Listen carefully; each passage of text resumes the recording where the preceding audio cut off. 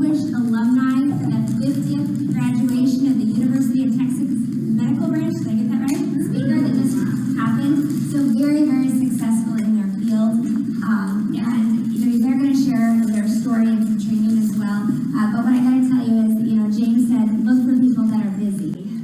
I always say, who's your dream team? Who do you want to work with? Well, I didn't know them personally, but let me tell you, if I had, they absolutely would have been the top of my dream team. What I love about this business too, the people, right? It's the relationships. Makes all the difference in the world. And sometimes there are people that just come into your life and they just grab a hold of your heart. So I'm grateful for them just being incredible business partners and friends, and just that we get to do life together. So I want them to share their story. So take it away, Diane. Hi, I'm Diane, and my speech writer quit on me, so I'm just going to tell her story. That's okay. About 8 years ago, I met Marco while we were both working PRN contract work at a rehab clinic for occupational therapists. I came in just to do a little bit of work with one patient. I was brought there, especially for that one. That was about 8 years ago, and Marco was there. He was the lead OT at the time. He didn't have a lot of pediatric experience at that time, and this was all kids. Most of them had autism, ADHD, so you can imagine how challenging these kids were. So he's in there working with the kids, and I come in, and I've had a lot of pediatric experience. Marco was in there, but you know what? He was, even though he didn't know a lot of the techniques, and he didn't know a lot of the really things he's supposed to do, but he was so good with these kids. Plus, I was single, and very handsome, and I was wondering, so we became friends, we became Facebook friends, and I was like, oh my gosh, this guy is amazing. I brought the heels on, and I bring the box, right? And I said, Marco, if you don't get some extra time this weekend, you can go through it and see what you could do. So that kind of was the start of how Marco and I came to work together. So I don't know if you ever looked at the box or not. I don't think so, no. He just seemed to have it all together as far as, his drive, his ambition, and his vision for, how to work with these, with a company. Years later, we went from 30 visits to over 320 visits a week for this company. So we were making this guy some money, right? The owner of the clinic. But we were working our butts off. Marco was going out there talking to doctors. We were doing every event that we could do to promote our clinic, and it was just going really, really well. But then the owner of the clinic started having a lot of financial problems. So one day he'd come to Marco and he said, Marco, I can't pay you this week. Can I pay you next week? Right? By this time, we had already hired therapists and techs. They were working for us, right? So we had to bill the owner and wait for that money. Then it started becoming a month and a half. It was incredible. But guess what? Our therapists still wanted their checks, right? So things got really, really bad. 2-3 months would go by. We haven't made the house payment. We haven't made car payments. We knew we needed to get out of there quickly. So things got really, really crazy. We basically had to let everybody go. We probably had 20 people working for us at the time, but we knew we needed to get out of there. So quietly, before it all started, we started looking for a building. Like, how are we going to pay? We don't have anything special. So we had to keep this going.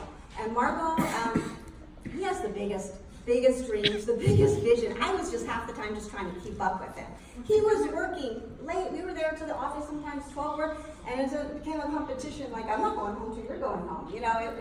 We had to try and outwork each other. They would give us anything. So we went down to a local property dealer or property owners, and I said, what do you got? Oh my, you wouldn't believe. This is like a God week, if you know what that is. So that was 5 years ago.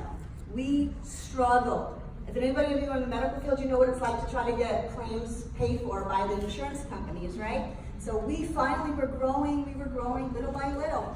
But we were so busy and so stressed on just trying to make payroll. Work, we were just couldn't put anything else in our mind except how to get payroll made. Do you know what the feeling in your stomach if you have to ask your staff member to hold their check? It is the most horrible feeling. So I found about this a year ago. apparently, Miss Patsy Caulfield knew Marco from some friends from high school, had been contacting him about this opportunity. She knew she had something that would help the type of kids that we were working with. Right? So that's where we were. But now we worked really, really hard to get this leadership in place, get the teams in place, and Patsy calls Marco again. Says, I'm going to be in town. We've got this leadership team. So he says, you know what? We have our meetings every Wednesday at 12. You got an hour. If they decide, I'm going to leave it up to the team. If they decide they want to bring this in or look at this, it's on that. So that was kind of his out, right? So Patsy did the right thing. She knew. She brought in the big guns. She came to our office. There's about 9 of us in the room sitting around a conference table. She had Carrie Williams and Dr. Vidarte on a Zoom. In there. So the computer screen is at the end of a table of 9 of us, okay? So she came in and she told her story that she told you earlier about her mother, okay? So we're like, now she has our attention, right? Carrie comes and she starts talking about her son's story, Lou, and what happened with him. We're looking at each other like, oh my God, these are the kids that we work with every day. Are you kidding me, right? And then Dr. Vidarte comes in and the ABC primetime video, and I'm like, anti-aging? I mean, I can, I'm like, oh, I'm all over that, right? I just knew I needed to do more to protect myself. If this is true. So Marco went and started diving into the science. He looked into that. I went on YouTube and I started looking at these testimonials. The next, I don't know how long it was, maybe another week, we're like, we are in. Almost every single person I think in that room enrolled with us as well that day. We have had some amazing stories. I'll tell you what, one of the ladies in our office, well actually there's 2 ladies in our office that joined that week or actually a couple months afterwards, but they both were diagnosed with stage 3 arthritis, 2 different types I believe. I worked in the same building with these 2 ladies and I didn't know how bad it was for either one of them. One of them told me that every morning, her husband had to get up an hour early just to get her out of bed, help massage her fingers, run her under the hot water just before she could start moving around. I didn't know she was coming into the office an hour early because she didn't want anyone to see her walk that way from the car. She's my age. And she started on the product within 3 weeks. She's jumping around, she's sweeping the floors. She goes, I got up this morning on my own. The other lady, she's here with us today. I didn't know how bad it was. She says, I have a double level house. I would have to go one by one to get up the stairs. She was taking 1,800 milligrams of ibuprofen a day just to get through the day. I got a boy who I worked with for 3 years with autism. His mom is on the product, she's a distributor, she put her son on it, the Vitality Stack and Axio. She says, I'm finally getting to learn my son's personality. He started, I would have to prompt this child just to answer me. He comes into my office one day and he says, Diane, I'm going to a field trip at school today. And I'm like, what? But these are some of our stories, and this is why Marco and I are so passionate about what we're doing. His leadership, development, he knew a lot of these things coming in. He's taught me all of these things about how to work on your personal growth, how to develop teams at work. I was the biggest mouse ever. Like, I would never speak up about anything that was, I hate confrontation. I hate conflict. I just want everybody to get along, right? He's taught me so much on how to stand up for myself. So I just want to show him my appreciation for all he's done to help me and change my life.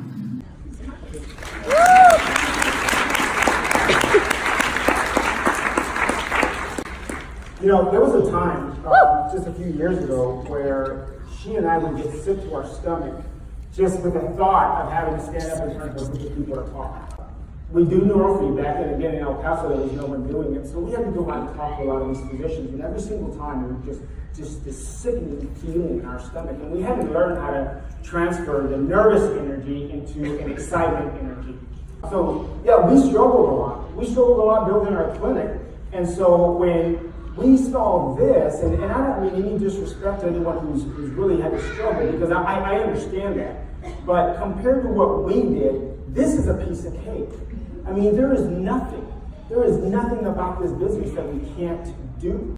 But the one thing that Diane did not mention was that during that time when she was, when Patsy was presenting to us, we saw this just over a year ago. So we've been in the business just over a year ago. So it took us 3 years to actually even sit down and meet with her to see the presentation. 6 months prior to that,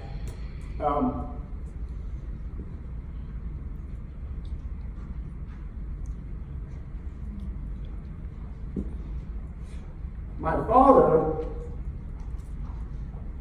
had passed away of metastasized prostate cancer.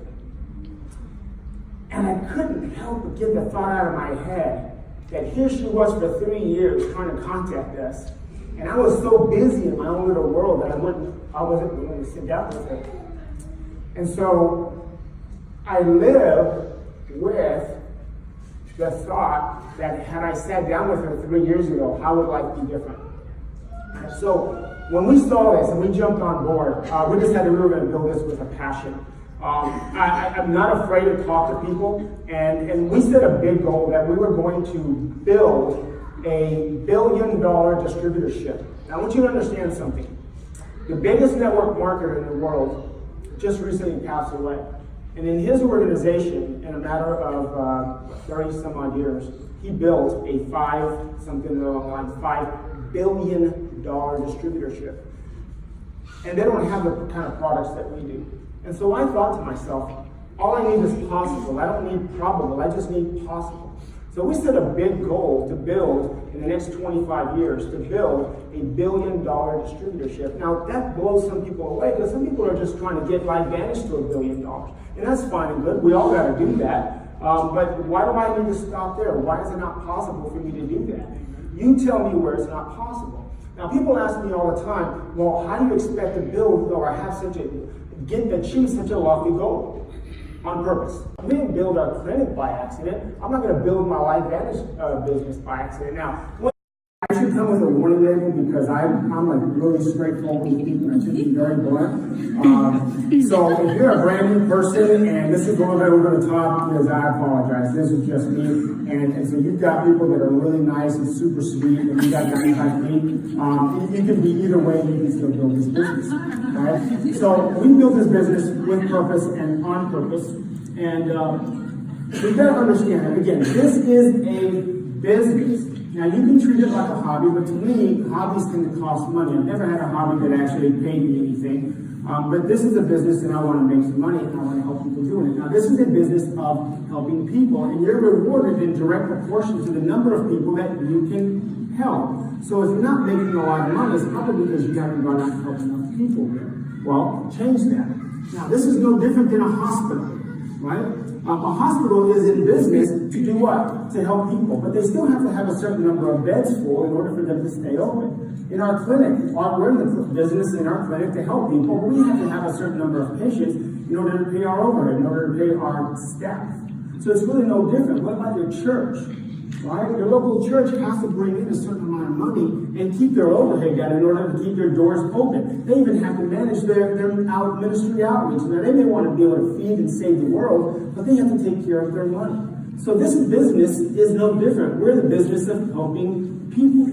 And please don't apologize for wanting to make money to help people, for Pete's sake. If I have a buddy that owns a restaurant and I go there to eat, I'm not going to go there expecting to eat for free. I'm going to pay my tab, right? My friend is making money off of me, but I provided a business. I provided business to him, right? I think one of the most selfish things that I think I've ever heard, again, if you're brand new and this is over the top of you, please, I ask for your forgiveness. But one of the most selfish things that I could ever hear is for a person who says, I just want to make enough money to take care of my family. I think that is extremely selfish. Why not go out and make $1 million and then take care of your family and then go support your local church or your local charity? Right? Does that make sense to anybody? I don't have that mindset. Let me ask you, okay, how many of you really truly want to become an elite level distributor? No, seriously. really want to do that, right? Okay, so I'm going to just kind of touch on a couple things that James and everybody has already touched upon, but I'm going to bring it from a different perspective, and I'm going to try to be sensitive of everyone's time, so I'm going to talk really fast. Now, one thing real quick, I just want you to know something. Are there any introverted people out there? No, raise your hands up. I know you're introverted, but raise your hands up. Okay, great. If you've ever done the Myers-Briggs, I'm an INTJ. Okay, I'm living proof that as an INTJ, as an introvert, you can change, you can grow, and I'm going to show you how you can do that. Okay, because I was the kind of guy that used to sit in the back of every room and don't try to get me to talk to people.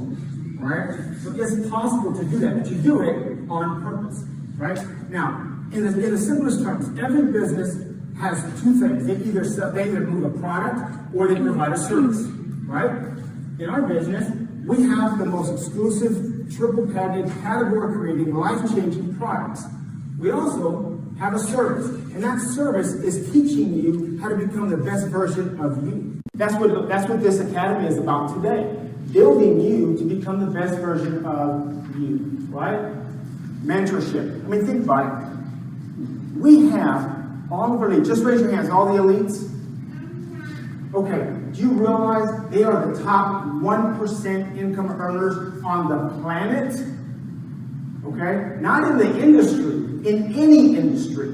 If you are an elite distributor, you're the top 1% income earners on the planet, and yet they're right here in our room. So when Carrie Williams comes to me and she has something that she wants to share with me, or I've got something I wanted to do that was kind of crazy, and she tells me, you know what, I don't think that's really a good idea. Okay, why would I not listen to her? Do you have any idea how much money this woman makes? Right? Timing. In any business, you have to have the right timing. We are right at, well, on the S curve, yes, but critical mass, right? We're about to hit, we're at the point where we're hitting critical mass. Why would you not want to? 20 years from now, you're either going to be glad you did, you're going to be kicking yourself in the butt. And I've already kicked myself in the butt over way too many opportunities. I'm not going to let this one go by. What do we also have? Right? Income potential. Can you make money at this? Absolutely. I mean, for crying out loud, you can make a lot of money at this. But again, your success is in direct proportion to the number of people that you help. Now, what type of business do we actually have? Right? Is it a sales business? Yeah, there's always selling, but there's selling in everything. Life is about selling. When you go do an interview for a job, you are selling yourself. Right?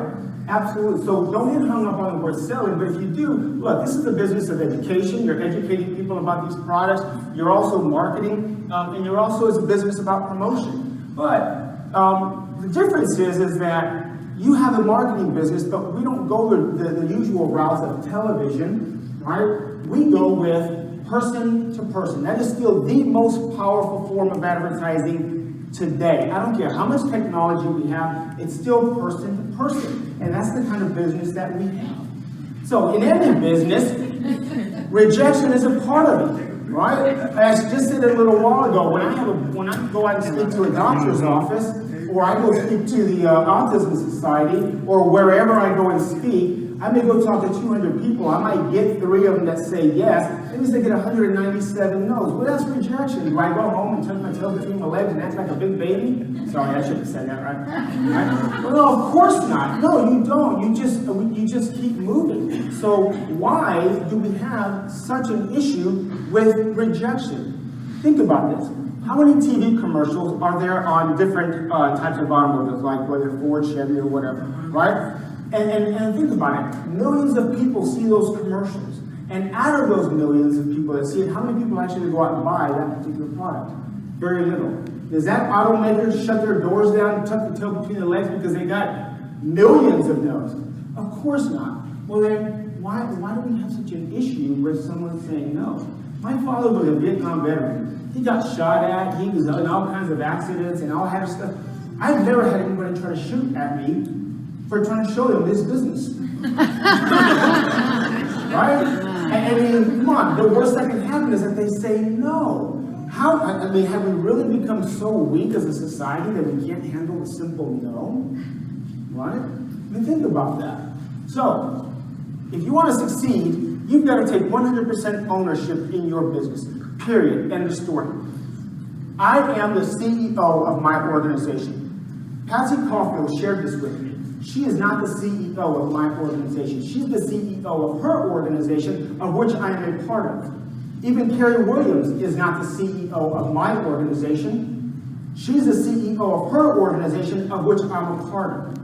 If Carrie decided that she wasn't going to come to El Paso and help me build my business, I'd still build it.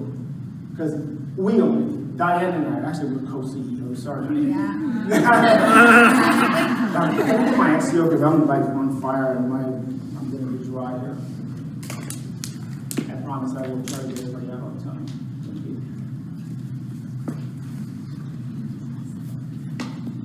And if you're sitting close, you see me shaking, right? If you get nervous to do this, it's okay. Because I got really nervous. I've been nervous for the last several days, but when I walk out of here today, the feeling of euphoria because I killed this. It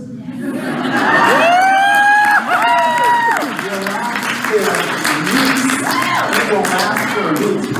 Everybody stand up for me real quick. Okay, repeat after me. I am the CEO of my organization. Okay, you can see. Feels good. And if you're like me, again, I'm an introverted person, but I'm also a type A, so you kind of beat your chest a little bit. I am the CEO of my organization. Right? So, if you want to be the CEO of your organization, take control of the business. And there's only a few key behaviors, and we've already touched on them, but I'm just going to run through them real quick and maybe give you a different perspective on it. Number one, be 100% user of your products. Okay? Diane and I use everything. Yes, I even use the hair care system. And it's coming back. So 100% user of products, because here's what happens. If you don't use your products or use all of your products, then your group's not going to do so either. They're just going to duplicate you. And then it's going to take you 2, 3, maybe 5 times more people to move the same amount of volume. Right? They're only going to duplicate what you're doing. So Diane and I, we are our best customers. Databasing. Really, really super important. A lot of people don't really understand this process or understand why this is so important. In our group, we teach 1,000 names. Now, before you change anything that you're doing, please check with whoever your mentor is, whoever your upline leadership, and just check with them to see what they do. They know your situation a little bit better. But in our group, we teach 1,000 names. And if you really think about it, whether you're using your phone contacts, Facebook, or whatever social media, LinkedIn, whatever it is, there is no way that anyone in their mid-20s or above doesn't know 1,000 people. Now, you may not know them all by name, but if you visit the same restaurant on a regular basis, you may have the same server. If you go to, there's no way. I am sorry. I've met lots of people in this business, and I've never met anyone who doesn't have, and they can at least put 1,000 names on their database. Now, we use in my group, we have an Excel spreadsheet that we put together, and it has formulas in there that actually calculates how soon you should hit your 1,000th contact. That's something else that we teach. But whether you're using an electronic or you're using a file cabinet, you gotta have a system to kind of track what you're doing, okay? And so again, we teach about 1,000 contacts. The basic contact my basic contact is really simple. I try to keep it real simple. Just something like, hey John, I hope all is well. Do you mind if I ask you a question? He says, well, sure, what's up? Yeah, I've got a business project I'm working on, and just wondering if you're open to taking a look at an idea. He says no, or he says yes, or he says, what is it? Either way, that is a contact. I initiated the contact. And I'm going to explain a little bit why my focus is on the contacts, not necessarily on the presentations. But we build a business, or we teach to build it in phases. So phase 1 for us takes 2 years. And in those 2 years, our goal is to hit 1,000 contacts. And if you think about what James was saying, he said something about 2 contacts per day. If you're focusing on 2 contacts per day, at the end of a year, you should have, even if you miss a few days, you're going to hit 500 contacts. At the end of 2 years, you're going to hit your 1,000 contacts. Now, when we first got into business, I'm a numbers guy. I would ask a bunch of the elites, how many contacts did you have to make in order to set the foundation to become an elite distributor? Not one of them told me less than that. Actually, Kerry said just slightly under 1,000, okay? But everybody else told me 1,000. So I thought, okay, if it's taking everybody else 1,000 contacts in order to hit that level of elite distributor, what makes me think that I can contact 3, 4, 5, or even 5, maybe 400 people, right? Look, the numbers are there. Carrie Williams, they might have taken her maybe 800, 900, or 1,000, but I'm not Carrie Williams. And if it took her that many, I'm going to go for my 1,000. So we teach in our group, look, if you're not willing to go through 1,000 contacts in 2 years, you don't deserve to be a millionaire. It's just that simple, right? Keep your job, keep your 9 to 5, and work for the next 50 years, and then, end up with nothing. That's a little too hard. Look, remember, we're just Pro 5, so I'm not as polished as some of the other speakers yet. I'm working on it. Maybe by the time I'm Pro 6 or Pro 7, I will be, really polishing and clean up my, I won't be so good at it. But anyhow, all right, so 10 to 12 contacts per week, 1,000 contacts within the first 2 years. Okay? And here's the thing, why do I focus on the contacts? Think about it. It's the only thing you have 100% control over. Do you have control over how many presentations you do? You don't, because they have to want to see it. Do you have complete 100% control over how many people enroll in your business? No, because they actually want to have to join your group. So the only thing you have 100% control over is the number of contacts you make. And if you focus on 10 to 12 contacts per week, that's going to lead to your 15 presentations per month, which is the pace to achieve that elite level distributorship. So in focusing on the contacts, what I've done is I've divorced myself from the results, and I've varied the process. I love the fact that every week I get that feeling. I did my contacts for the week, right? So that's kind of what we teach in our group. And who do you contact? Everybody. I don't believe in a chicken list. I think that is the worst thing we've ever said in this industry, is having a chicken list. And if you have somebody on your list, if you don't know, if you're new and you don't know what a chicken list is somebody that is really super successful, or you're really intimidated by them and you don't want to go share just because you're a friend. Okay, now, let me give you a hint. Those are the people you actually want to go contact. So if you're afraid to talk to someone, let me help you out. You call them up, hey John, something like, hey John, I need to ask you for a favor. Look, I just started a new company, I'm really working on my presentation skills, and you are the most intimidating person that I know. Would you be willing to sit down with me? Let me share with you what I'm doing, and then you can give me some feedback on it. That's called a puppy dog approach, by the way. What do you think John's going to do? First of all, he's going to step back and say, whoa, wait a minute. Why are you intimidated to talk to me? I know that because I did that. There was one person that I was super intimidated by, and I thought, he's the guy I need to go talk to from the very beginning. And I said that to him. I said, look, you're the most intimidating person I know. And he sat back. He's like, well, why would you be intimidated about me? I'm like,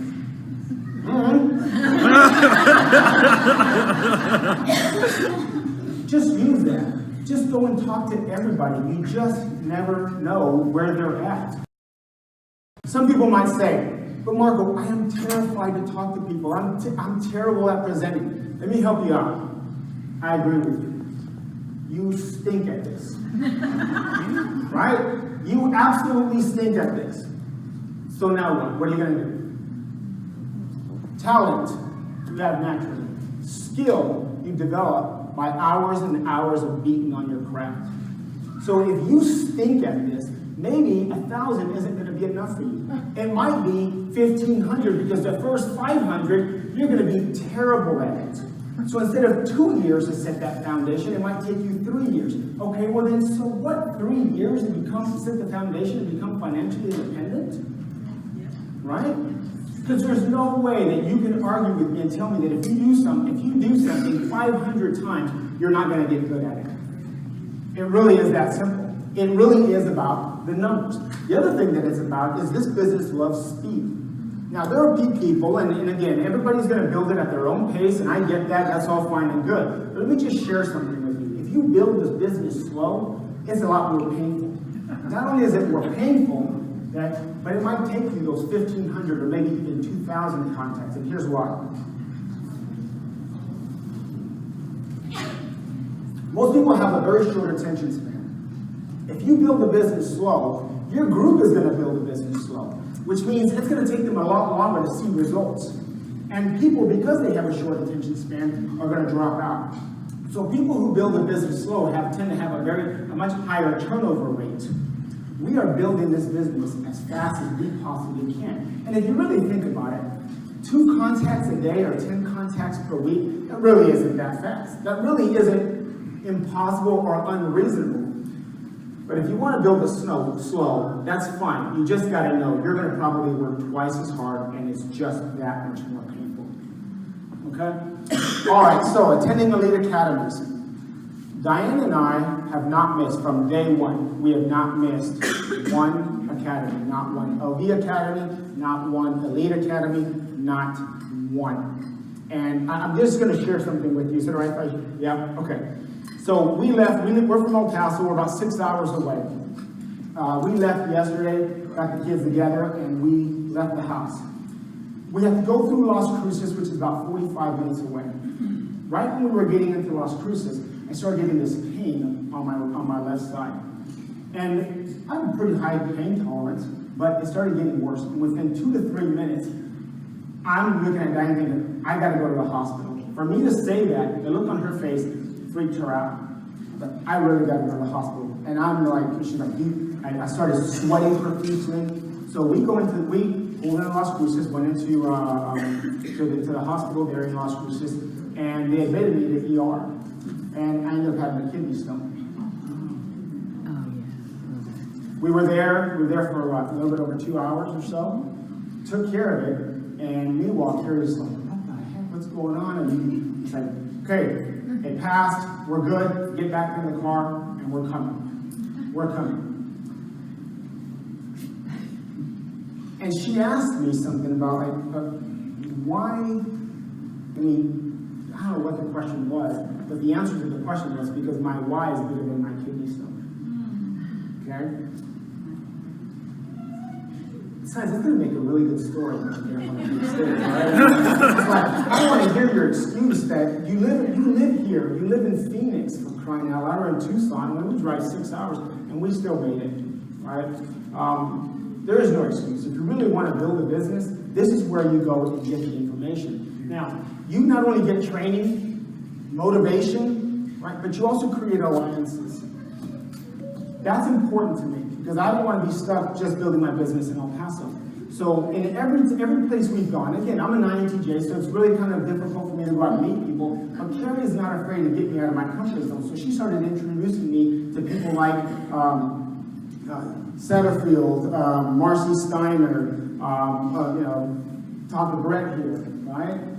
Maria Williams, all of these different elites. So we start creating these alliances, and now Diane and I, in our phone book, our cell phone, we probably have some 20 or 30 elite distributors, and we have their personal contact information. And we're respectful of their time, but if I ever needed to get their help in a particular city, like we're doing right now in Dallas and Waco, I have that information. So there's more than just the rah-rah, although I kind of like the rah-rah, but you're going to go there and you're going to create alliances. And now this is the business of people and developing networks and creating alliances. So if you are really serious about building a business, you will not ever miss one elite or one LV Academy. It just really is that simple.